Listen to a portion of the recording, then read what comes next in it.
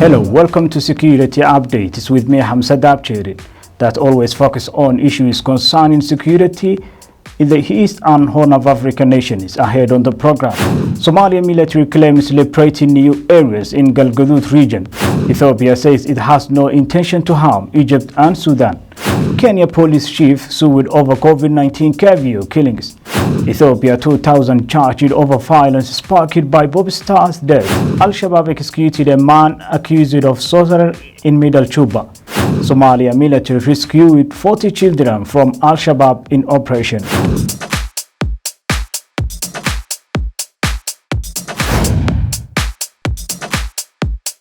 Welcome to the program. The Somalian National Army Forces confirmed that they have liberated new strategic locations in Galgaduud region. The capture of the areas added to several other regained in the recent by joint Somali and African Union Forces operation and is gradually reducing the militant groups' hold of the regions in the southern Somalia.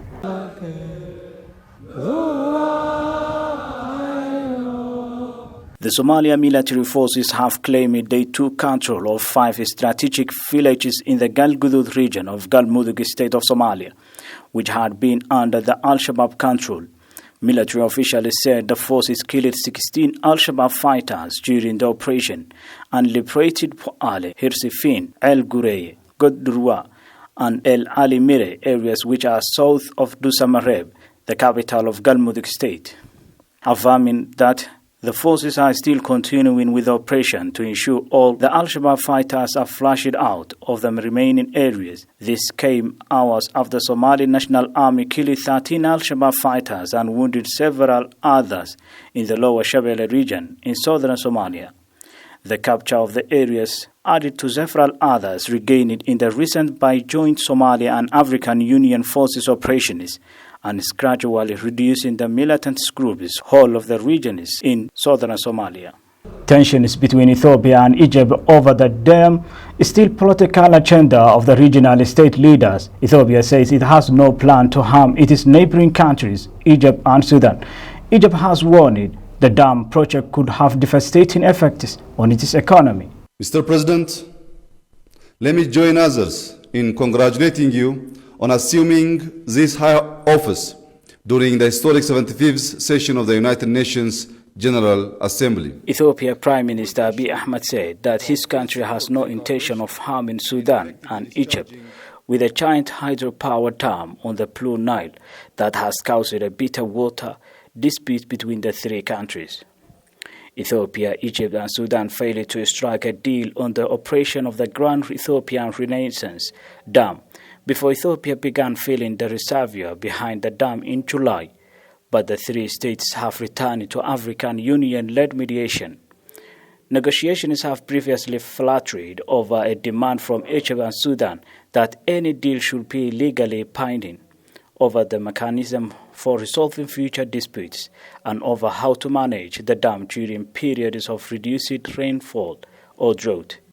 I would also like to draw your attention to the fact that our largest national project today, the Grand Ethiopian Renaissance Dam, built with our own local resources, contributes to the conservation of water resources. These water resources would otherwise have been lost to evaporation in downstream countries. I want to make it abundantly clear that we have no intention to harm these countries.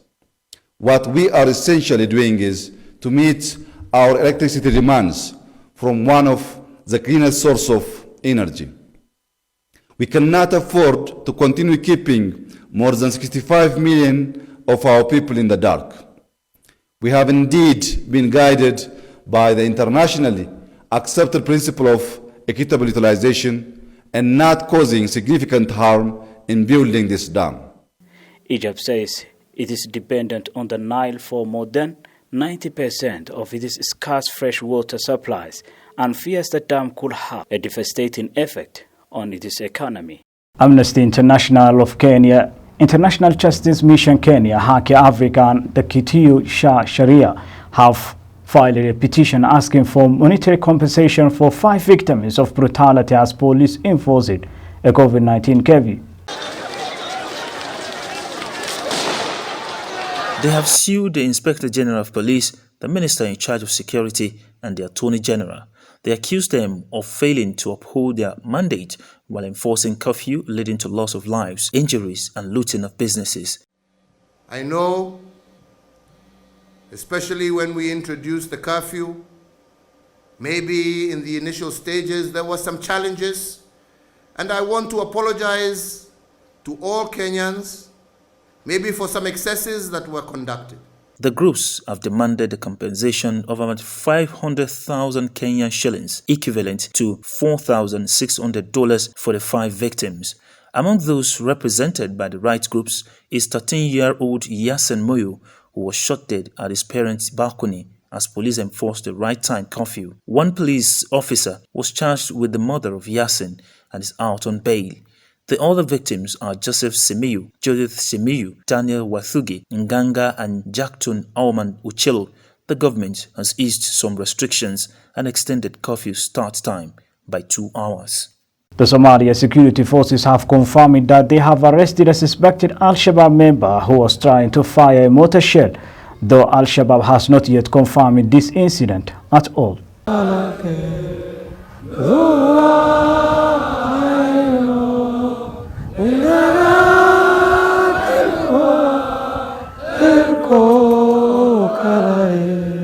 Somalia security forces have conducted a security operation in the Somalia capital Mogadishu on Friday and arrested a suspect who the security officers believe that he was planning to fire mortar shells towards the city when the security forces pounced on him. The security officers identified the man as Muhammad Hassan Ali. Banadi regional security officer said the suspect will face the full force of the law and will soon appear before the court to answer charges. In the past, Mogadishu had suffered many mortar shell attacks which claimed the lives of dozens of people, including officials and civilians. Al-Shabaab has been fighting against the Somali government for more than a decade, staging frequent attacks in the country. The group lost control of the capital in 2011 after heavy clashes with Somali military backed by African Union mission in Somalia. Recently, Somali military backed by the country's allied forces intensified operations against Al-Shabaab in many parts of the country, including Lower Shabelle and Juba regions, as well as Galgaduud.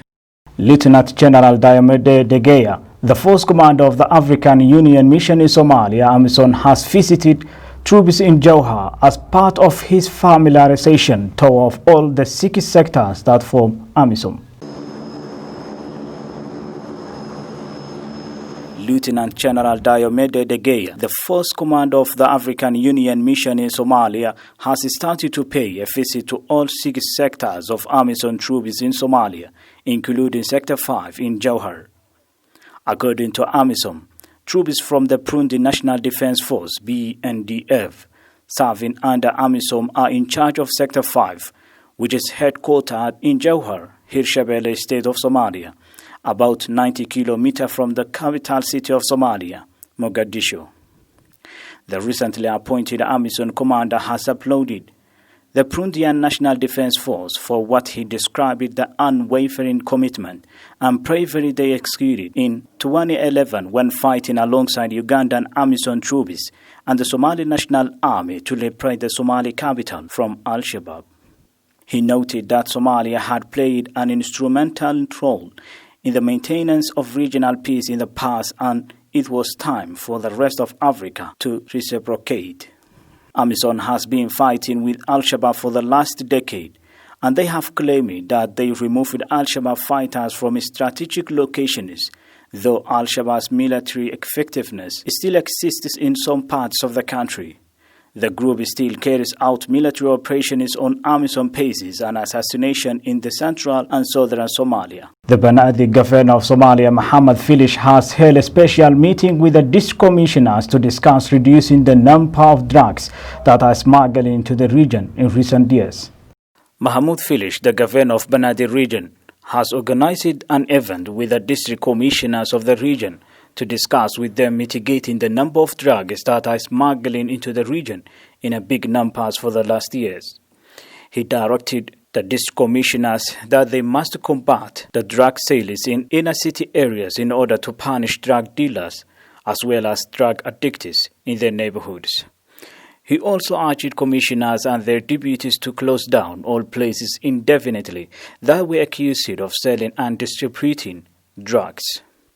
This meeting was also attended by respected regional imams and other members of the public. Religious people were also asked to play their role of preaching against the negative consequences of the drug addictions among the youth. The growing number of drugs contributes to insecurity in the region, and many residents complaining the administration of not giving much attention to mitigate smuggling drugs into the region. Somalia National Army forces have confirmed they have rescued 40 children from Al-Shabaab fighters in operation conducted in villages under the recently liberated Parure town in the lower Shabelle region. But we will be back after the short break.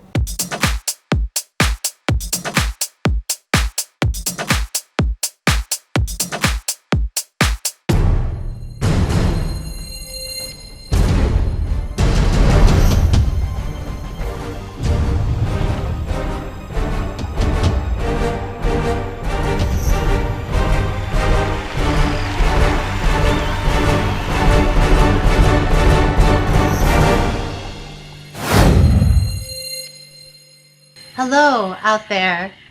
Tune in to CBA TV, the voice of East Africa and beyond. There's so many people around the world who are watching along with you.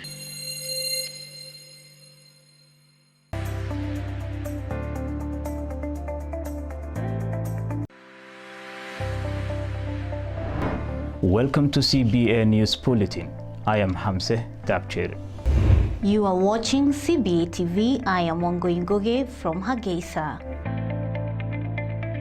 Thank you for keeping it CBA TV. Reaching out to our global viewers through digital and television platforms from our two major broadcast centers and exclusive reporting from East Africa and beyond. From the studio of CBA TV, the voice of East Africa and beyond, my name is Ajara Ahmed Tijani. Join us in engaging talk shows and programs on a wide range of issues.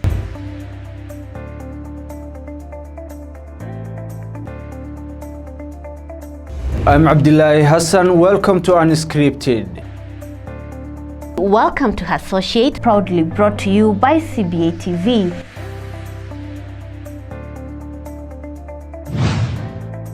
Welcome to Artflex on CBA TV. This is Mutiu Olawi.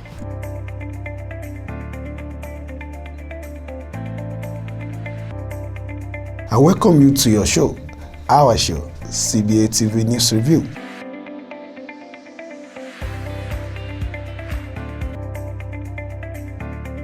Our digital platforms engage users everywhere.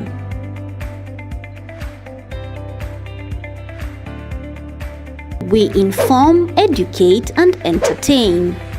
We are CBA TV, the voice of East Africa.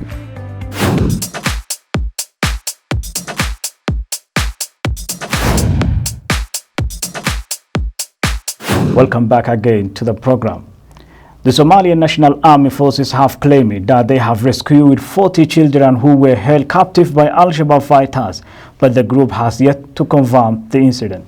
Somalia National Army have confirmed they had rescued 40 children from Al-Shabaab fighters in operation conducted in villages under the recently liberated Parire town in the lower Shabelle region.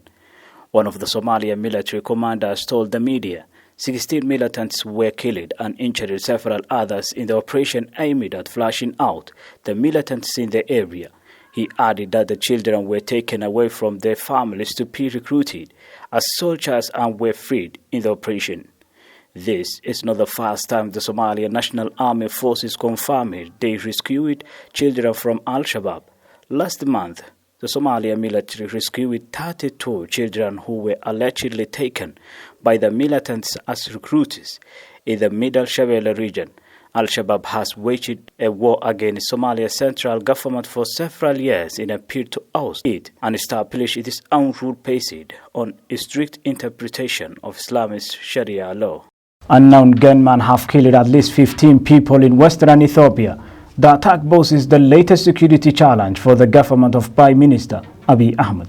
According to officials, the two police officers were decapitated by attackers who then went on to attack the national TV, RT and its regional headquarters. The attack follows a jailbreak attempt on Friday in Lubumbashi, where several damages were sustained. Several buildings were set on fire and documents were burned in the chaos. Attackers entered Lubumbashi with assault rifles, shotguns, machetes, and arrows, patrolling the streets of Congo along with women and children. Officials are now saying they identified the attackers as members of the Mai militias. This is not the first time DRC security forces to clash with militias in that region. There were similar incidents in some parts of the country. About 2,000 people are facing charges of violence that erupted in Ethiopia after the June killing of an iconic pop star from the Oromo ethnic group. Attorney General Gideon Timotheus made the announcement on Thursday, denying investigations were politically motivated. He said the current figure they have is about 2,000 suspects are being charged for their participation in the violence that has taken place in Oromia regional state. The charges are linked to days of inter-ethnic attacks and deadly violence triggered by the killing on June 29 of Hachalu Hundessa, an iconic Oromo singer and prominent voice in anti-government protest that led to Prime Minister Abiy Ahmed coming to power. In 2018, more than 9,000 people, including journalists and prominent opposition politicians, were caught up in subsequent mass arrests that stopped criticism towards the Prime Minister. Among the most high-profile opposition politicians set to stand trial is Jawar Mohammed, a former media mogul turned politician who was once considered an Abiy ally. Jawar is accused of crimes including terrorism and incitement to violence. But on Monday, he appeared in court and denounced the charges as part of a plot to sideline Abiy's opponents ahead of national elections expected next year. The opposition leader has huge support among youth in Oromia. He returned to Ethiopia after Abiy came to power and urged exile to come home amid sweeping political reforms that led to the Prime Minister receiving the Nobel Peace Prize last year. The Oromo make up Ethiopia's largest ethnic group, but had never held the country's top posts until they helped bring Abiy to power. Now, ethnic tensions and inter-communal violence are posing a growing challenge to his reforms. Jawar has been fiercely critical of Abiy over the postponement of a general elections once planned for August because of the coronavirus pandemic. The government's mandate expires late next month and a new election date has not been set. Gideon on Thursday rejected any suggestion that the cases against Jawar and others were tainted by politics. A man was arrested on Friday for being in possession of cocaine along Utange-Shanzu Road in Mombasa area. Buna Muhammad, 34 years old, was arrested by DC Isluth's wife. Suspected drug, which was concealed in a woven shopping bag wrapped with a clear nylon paper, was recovered, DCI Director George Kinoti said.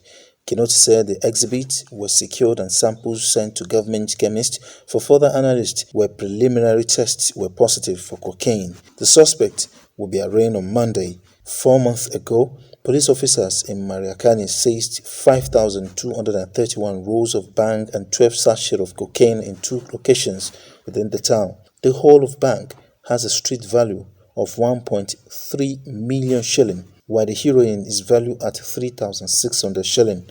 Mombasa, which is the largest port in East Africa, has become the capital of a new drug trafficking route. Heroin from Asia and cocaine from Latin America now transit through the port before heading to Europe. According to reports, the Algebra fighters of Somalia have executed a man suspected of sorcery in Chulip town of Middle Juba. The group has killed in the past several people accused of being spies and working with government institutions. A court run by Al-Shabaab group in the Middle Juba region has executed a man suspected to be a sorcerer, which remains under the tight grip of the militant group, said the man identified as Ahmad Kusani Hassan was killed by the militants for allegedly bewitching a couple. Al-Shabaab has killed several people in the past for crimes related to spy and adultery. The group has been fighting against the federal government for the last decade to establish an Islamic state for their own interpretation in Somalia and the region in large. The group lost major strategic locations including Mogadishu, the capital city of Somalia, but this does not mean the group is completely out of the country. It carries out assassinations and sometimes attacks AMISOM and Somalian National Army bases. And with that story of Al-Shabaab fighters in Somalia executed a man suspected of sorcery in Jilib town of Middle Juba will wrap up our program for this time. Thank you very much for being with us. My name is Hamse Daabjeerin.